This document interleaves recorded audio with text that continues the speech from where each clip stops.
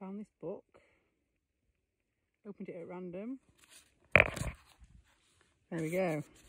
So, story time. In Central Australia and the Western Districts of New South Wales, there are frogs which survive droughts by distending themselves with water until they are as round as balls. Then they bury themselves and wait for the rains to come again. In dry weather, the Aborigines dig up the frogs and drink the water with which their bodies are filled. These little frogs may well be descended from Tidilik, an enormous frog which lived in the far-off days when men first came to Australia. Who can tell how big he was?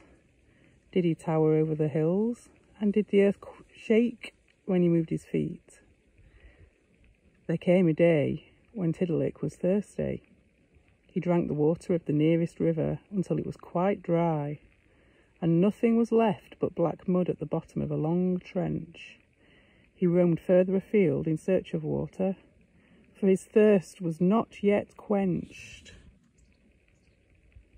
Wherever he went, billabongs, lakes and streams disappeared into his vast mouth, until there was no more water left in all the land.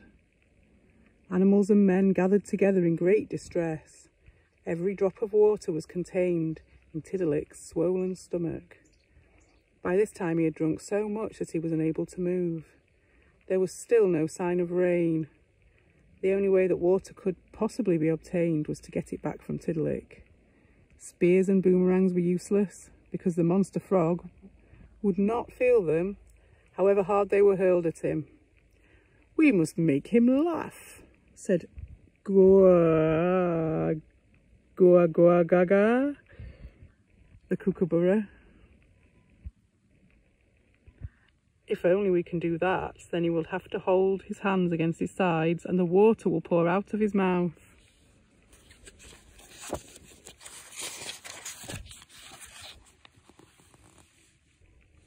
"Very good," said Kangaroo. "You try and make him laugh. You're the best laugher in the bush."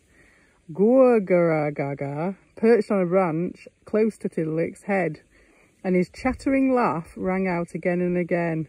So it's a sound. I don't know the sound, because I don't think I've ever heard a kookaburra sing its song, so I'm going to try and make an approximation of what it sounds like it might be. Gaga, gaga, it went. And his beak clattered incessantly. "Come on, Tidilik, laugh. You big, fat, bloated, squelchy frog. If you could see yourself squatting there like a bursting pot, you'd laugh until you cried. Gorgara, gorgaga." Tidilik moved his head very deliberately and looked at the kookaburra with round, wet, mournful eyes. There was not even a shadow of a smile on his wide and doleful face. "Oh, I give up. I can't laugh any more," Kookaburra cried. "Who will try next?" They all tried. Some of them danced and turned somersaults, and the men told funny stories, but their exertions made them even more thirsty, and Tidilik seemed to have gone to sleep. The last to try was Noyang the eel. He was their final hope. He turned himself into a hoop.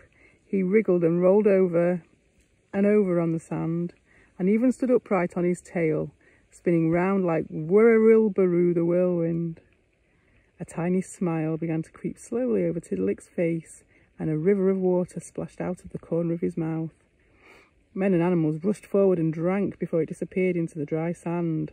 Noyang went on spinning at the point of his tail, faster and faster, until he could scarcely be seen. Tidilik started to chuckle. The grin spread further across his face. The more water slept out. Deep rumbles came up from his belly, and soon he was laughing so helplessly that he put his hands to his sides and rocked to and fro. His mouth opened wide, and a great smooth tide of water came gushing out. It swept the men and animals away, and soon Tidilik was a poor, shrunken little frog, while as far as could be seen, a shining lake of water spread over the land.